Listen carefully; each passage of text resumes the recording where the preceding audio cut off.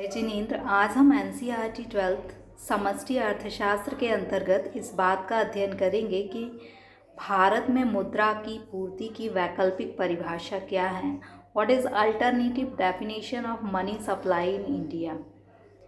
तो भारत में मुद्रा की पूर्ति की जो वैकल्पिक परिभाषा दी गई है वो M1, M2, M3 and M4 दी गई है। इसे हम अलग से एक चित्र से समझने का प्रयास करते हैं। M1 क्या होता है?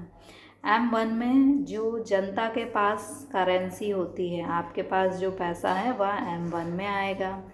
दूसरा मांग जमा है। मांग जमा का मतलब है कि ऐसी पैसा जो आपने अपने सेविंग अकाउंट में डाला है तो आप इसे कभी भी जब ज़रूरत हो तब बैंक से निकाल सकते हैं, तो वह मांग जमा होगी। तीसरी चीज़ इसमें है रिज़र्व बैंक की अन्य जमाएँ। रिज़र्व बैंक के पास जो भी अन्य जमाएँ होती हैं वे M1 में आती हैं। तो M1 का फॉर्मूला है C मीन्स जनता के पास currency, DD means bank deposit और OD means other deposit in reserve bank. तो ये आपका फॉर्मूला है M1 का। अब M2 में क्या आता है? M2 में M1 तो आता ही है, इसके साथ साथ डाकघर बचत बैंक की बचत जमाएँ भी आती हैं। अब ये क्या होती हैं? जो पोस्ट ऑफिस होता है उसके सेविंग अकाउंट में आप जो पैसे डालते हैं, यानी जिसे आप कभी भी निकाल सकते हैं, वह क्या कहलाएगी? डाकघर बचत बैंक की बचत जमाएँ। ये आपकी M2 हुई। अब M3 में क्या आता है? M3 में M1 तो आएगा ही। M1 दो चीज़ों में आता है, M1 M2 में भी आता है और M3 में भी आता है। इसमें आपकी जो भी वाणिज्यिक बैंक होती हैं उनकी निवल अवधि जमा, ये निवल अवधि जमा क्या होती हैं? FD अवधि, एक निश्चित अवधि के लिए जो पैसा जमा किया जाता है उन्हें बोलते हैं फिक्स्ड डिपॉजिट या अवधि जमा। 1 साल, 2 साल, 5 साल के जो आप FD बनवाते हैं उसे हम क्या बोलते हैं? वाणिज्यिक बैंक की निवल अवधि जमाएँ। अब M4 में क्या आता है? M4 में M3 आता है। देखिए, आप ये बात याद रखिए कि M2 और M3 में हम प्लस करते हैं M1 को, जबकि M4 में हम प्लस करते हैं M3 को। इन दोनों में हमने M1 को ही प्लस किया था। तो M4 में क्या आएगा? M3 तो आएगा ही, प्लस डाकघर बचत संस्थाओं की जो कुल अन्य जमाएँ हैं वे भी टोटल डिपॉजिट जो पोस्ट ऑफिस की होंगी वो M3 में आएंगी। अब देखिए, इसको याद करने के लिए आप एक चित्र से याद करेंगे इसे, जिससे कि ये एक साथ आपको याद हो जाए। M1, M2, M3, M4 याद करने के लिए आप ये सोचें कि आपके पास कुछ पैसे हैं। जैसा मैं बोल रही हूँ, आप जिस भी शहर में रहते हैं वहाँ पर जहाँ भी पोस्ट ऑफिस है, जहाँ भी वाणिज्यिक बैंक या SBI है, उसे आप आँख बंद करके देखते जाएंगे। देखिए, आपके पास जो भी पैसे हैं M1 में आएंगे, जनता के पास करेंसी। आपने सेविंग अकाउंट में जो भी वाणिज्यिक बैंक के सेविंग अकाउंट में पैसे डाले हैं वो क्या कहलाएंगे? मांग जमाएँ। वो भी किस में आएंगे? M1 में। और रिज़र्व बैंक की जो अन्य जमाएँ हैं अदर डिपॉजिट, वो भी किस में आएंगे? M1 में। तो M1 में क्या क्या आएगा? एक तो आपके पास जो पैसा है, दूसरा आपका पैसा जो सेविंग बैंक में है, सेविंग अकाउंट में है वाणिज्यिक बैंक के, और तीसरा रिज़र्व बैंक की अदर डिपॉजिट। तो इसमें 3 चीज़ें हुई, एक आप हुए, दूसरा वाणिज्यिक बैंक हुई और तीसरा रिज़र्व बैंक हुई। अब हम इस कहानी को आगे बढ़ाते हैं कि आपके पास जो पैसे थे, पहले तो आपने क्या किया कि वाणिज्यिक बैंक के सेविंग अकाउंट में जमा करा दिए। अब इसके बाद आपके पास पैसे बचे तो आपने कहा आप कहाँ जाएं, तो आप गए पोस्ट ऑफिस, और आपने पोस्ट ऑफिस का जो सेविंग अकाउंट था उसमें आपने पैसे जमा करा दिए। सेविंग अकाउंट में जो पैसे जमा कराते हैं उसे क्या बोलते हैं? बचत जमाएँ। ठीक। अब आपके पास और पैसे बचे तो आप कहाँ गए? वाणिज्यिक बैंक गए, और वाणिज्यिक बैंक में आपने क्या किया? FD करवा दी, अवधि जमा करवा दी। तो पहले तो आपने अपने पैसे क्या किए? वाणिज्यिक बैंक की सेविंग अकाउंट में जमा किए।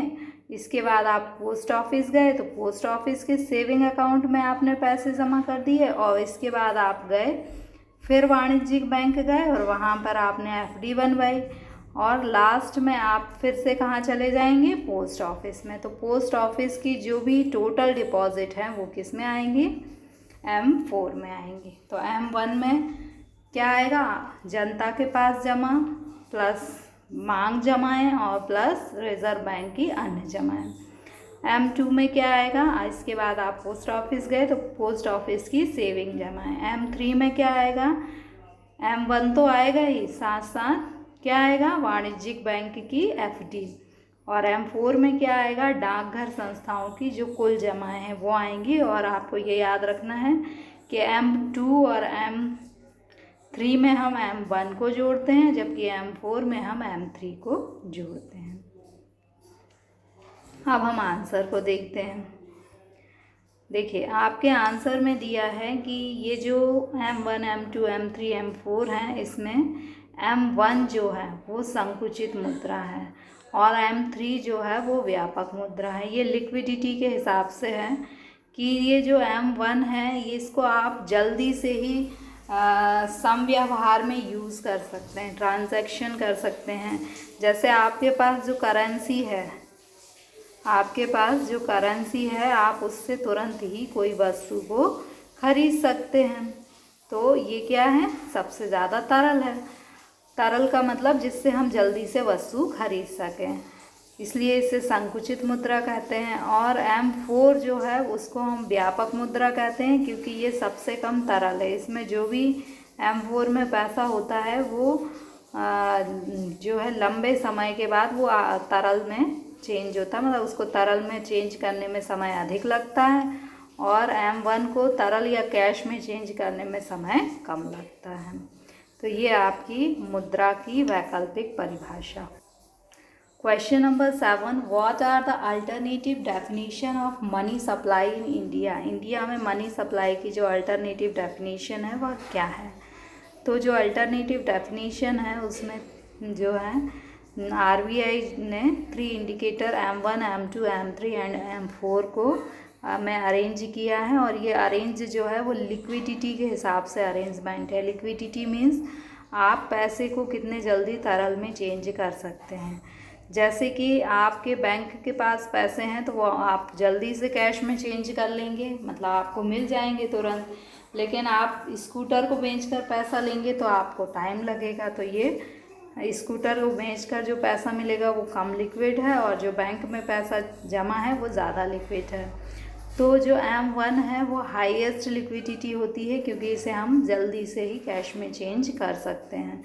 और M4 जो है वो लीस्ट लिक्विडिटी होती है, मतलब इसको कैश में चेंज करने में समय लगता है। M1 equal to C plus DD plus OD। C means currency hold by public. आपके पास जो भी पैसा है वो C कहलाएगा। आप जो भी करेंसी को होल्ड किए हुए हैं वो क्या कहलाएगा, वो कहलाएगा आपका C। DD मीन्स जो आप कॉमर्शियल बैंक होती हैं उसमें जो भी डिमांड डिपॉजिट मीन्स आप पैसे को कितने जल्दी ले सकते हैं। सेविंग अकाउंट में जो पैसा जमा होता है उसे आप जल्दी से ले सकते हैं। OD means other deposit hold by RBI के पास जो भी अदर डिपॉजिट होते हैं वो OD कहलाएंगे। M2 में M1 तो रहेगा plus saving of people with post office के सेविंग अकाउंट में जो भी पीपल पैसे जमा करते हैं उसे हम M2 में लेते हैं और M1 उसमें प्लस होगा। Component of M1 as well as saving people with post office.